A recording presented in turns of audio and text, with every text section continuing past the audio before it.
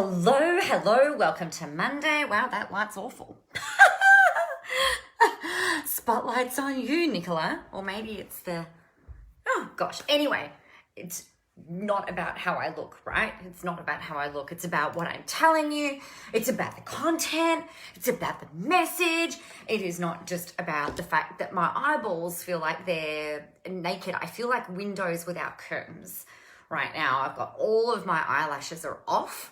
I don't like it, but you know what? It's all good because they will be going on. Hey, Catherine, they'll be going back on Thursday and everything will be fine and back to normal. So welcome to Monday. Hope you've had a really great, fantastic and amazing start to the day.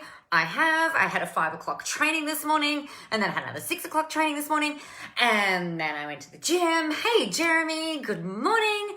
And here I am. I've got a protein shake. I've had coffee. I'm feeling really strong. I'm actually feeling really sore. I was talking with you guys on Saturday about creating confidence and I did something on Saturday that I've been really, really scared of. So I want to talk to you about that first and then we're going to get stuck into the content for today as well. The other thing that I want to quickly let you know about is we are going live around the nation starting on Sunday in Melbourne. So if you can get yourself to Melbourne, we've got 2 days of fun and frivolity sorry about that. Hey Geordie, Invisible Live. And it is 2 days where we are going to prepare your 2020 content plan. It is going to be fun. It is going to be transformational. Life will never be the same again. And when you start to see how all of these really cool ideas can come out of your brain and be turned into really powerful content, your mind will be blown, except that you'll then have a plan for being able to put that into action and it will be fantastic and awesome. And it's ridiculously amazing. And I really can't wait to do it. I think something that I really pride myself on is making things that can seem really complex, really, really simple. So I'm really excited to host you. I've popped the link in here, I think. Yes, I have. It is there. It is good to go. It is www.nicolamorris.com.au/rockstar. So there you have it. Oh, hey from Perth. Nice, you little traveling Wilbury. How fun. I don't know what a traveling Wilbury is. I know it was a band. I think in the 90s or the 80s maybe, but anyway. Excuse me. Sorry about that. It's been very, very dusty here, but that's a whole other topic. I don't want to talk about that today. Okay. So on the weekend, I played roller derby. You guys know I was talking about creating confidence, right? And confidence can come from internal and it can come from external. And something that I've been putting off for probably the last 6 months is being the person that tries to get through all of the people. So this is, I played a game earlier on in the year and it was really freaking hard. And I was like, oh my God, I felt like I was dying. I don't ever want to do that again. I just want to try and stop all the people.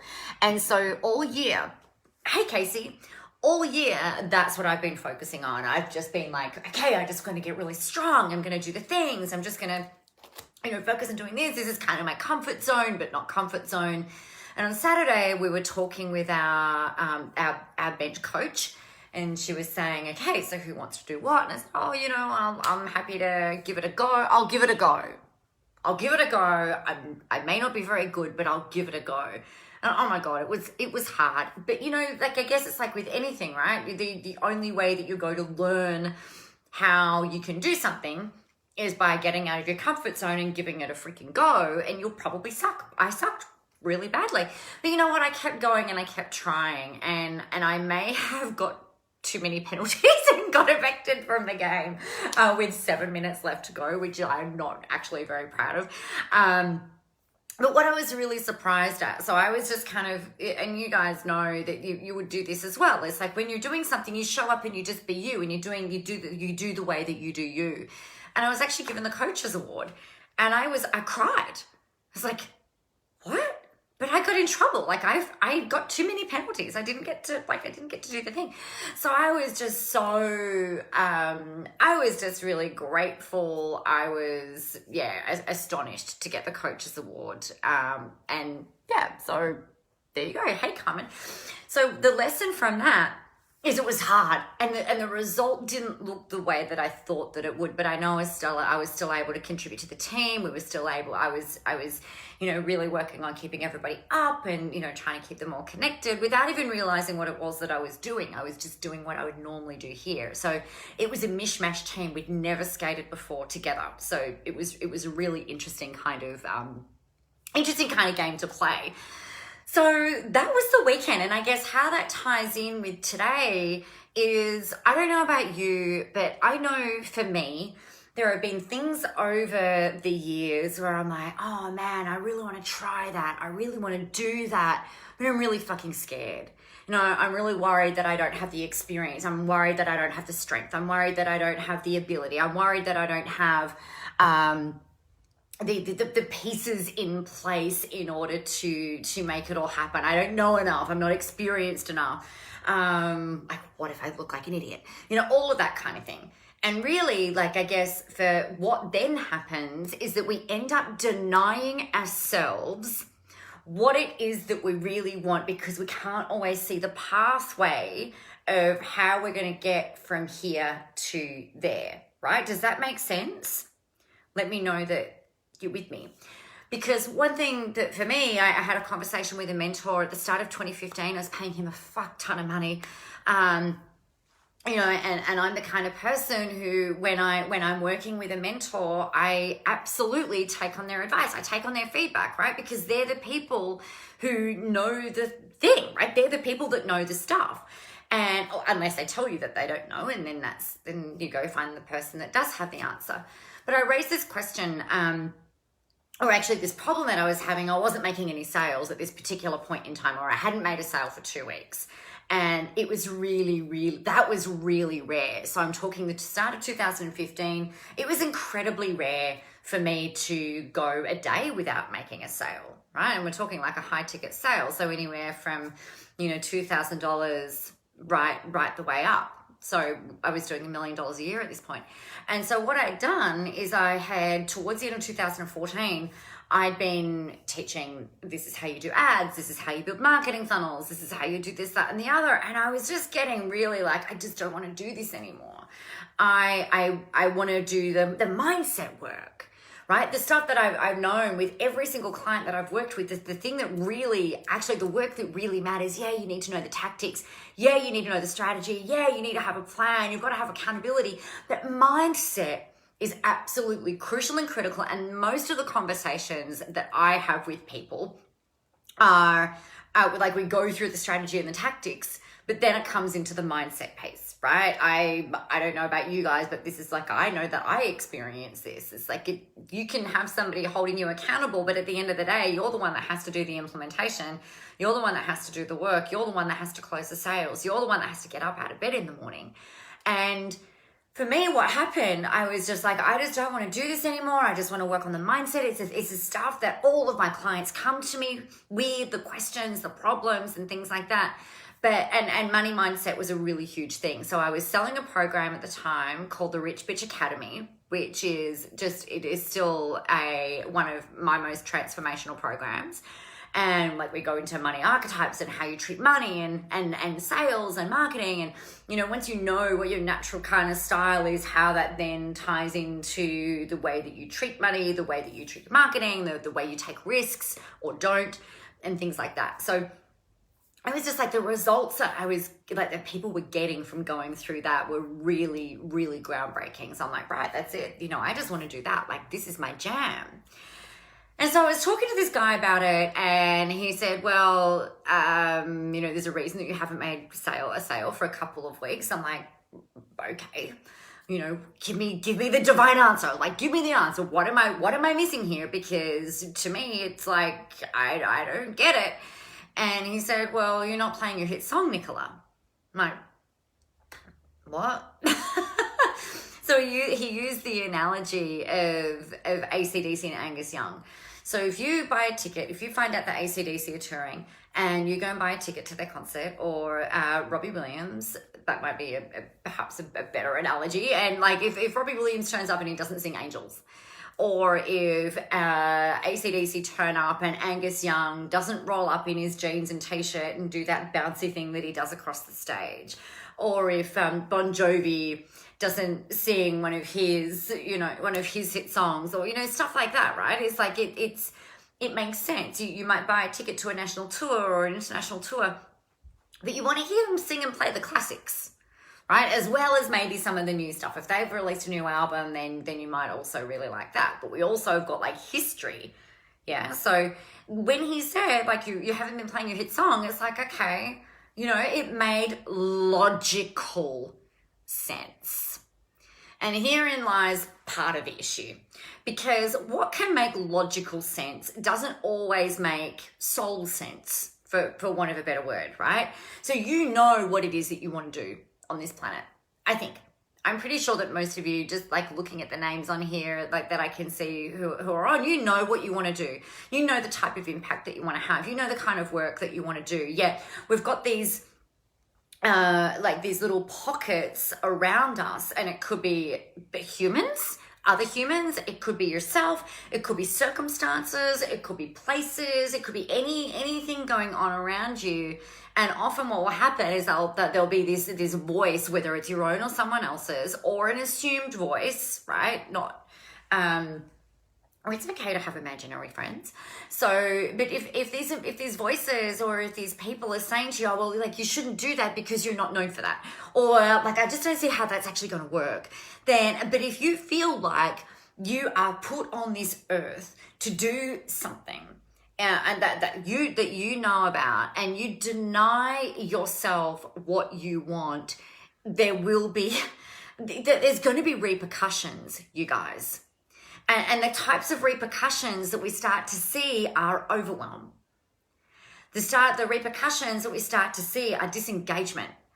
The things that you start to see are a decrease in sales, a decrease in motivation, a decrease in being solution focused, and you might find yourself landing in victimhood, right? And then you'll start beating yourself up because you should know better, right? And then so you turn into like the persecutor of yourself, and then you try and rescue yourself, and then you turn into a victim of yourself. And there's like that drama triangle, the victim, persecutor, rescuer triangle. I call it the drama triangle. You just end up kind of like looping through, and it becomes this self-fueling like a pit of shitness that keeps you held back and keeps you from getting to where it is that you want to be. So, if you have got this, if you've got a dream, it sounds like something that like Martin Luther King said, or Muhammad Ali, I don't know. Somebody, I'm pretty sure if you've got a dream, then the thing that you've really got to do is you've got to honor your own soul with the working out of the way that you can actually make that work.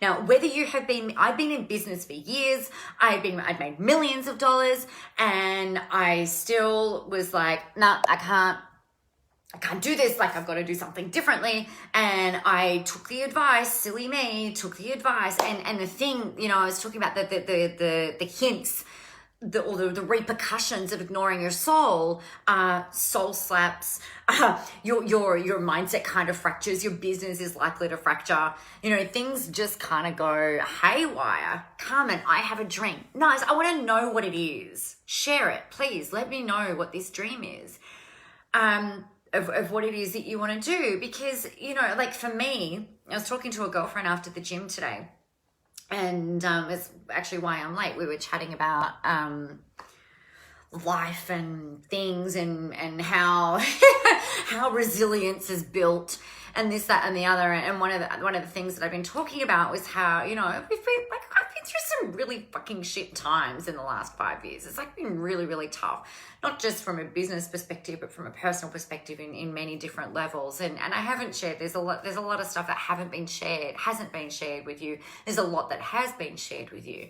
But one of the big things that happen if we don't find a way to actually create the space to do the work that we really, really want to do, then we'll actually end up being pushed into it universally a lot of the time in a very painful kind of manner. So for me, that took the shape and form. I chose to interpret this as silver lining.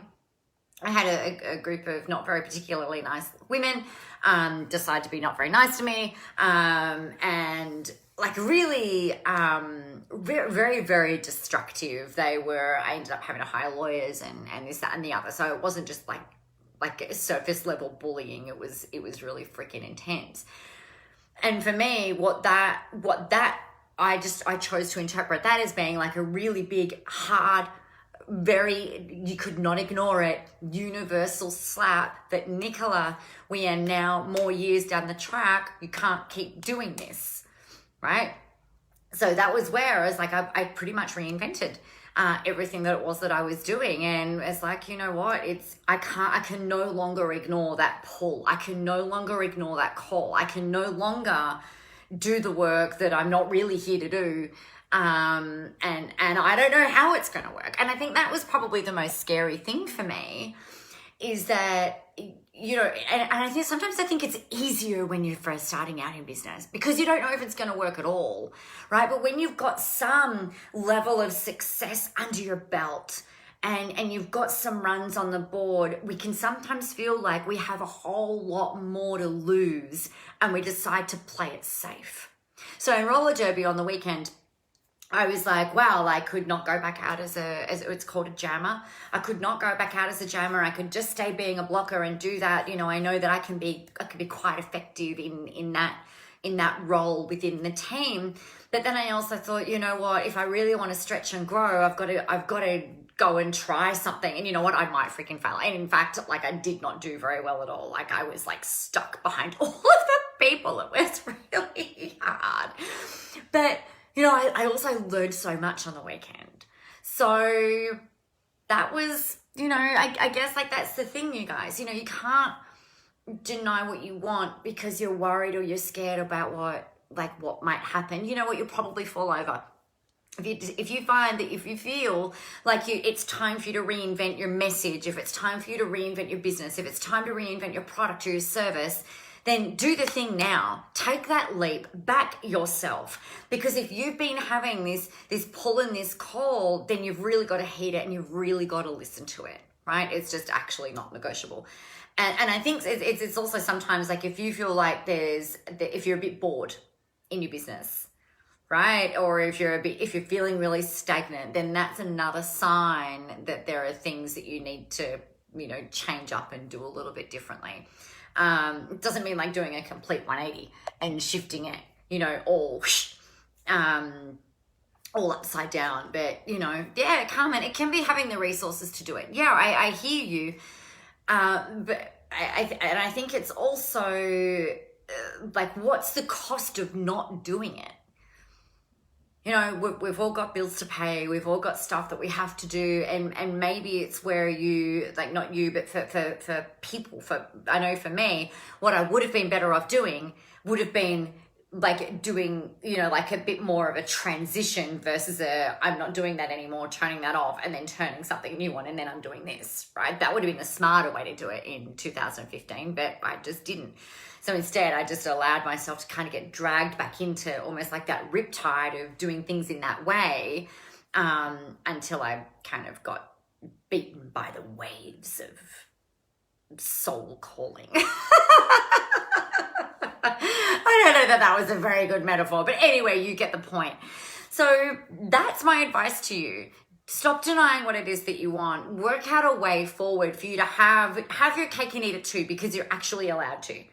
Right? You can do the work that you're here to do. You can actually be paid really, really well. And in fact, the thing that will happen when you kind of go, okay, I surrender.